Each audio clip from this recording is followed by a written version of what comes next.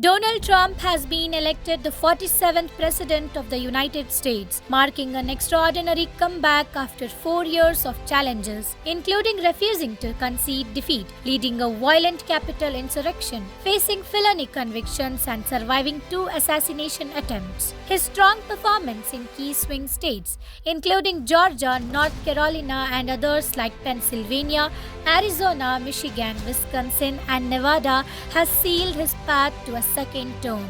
In his victory speech at the Palm Beach Convention Center, Trump emphasized his commitment to peace, stating, and I quote, "I am not going to start wars, I am going to stop wars."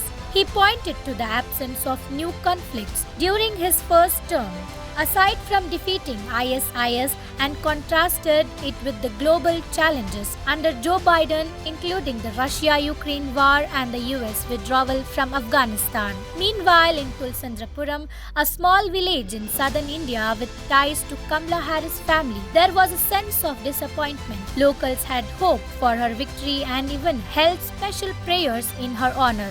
Though disheartened, they expressed pride in her efforts and accepted that the outcome was in the hands of US voters.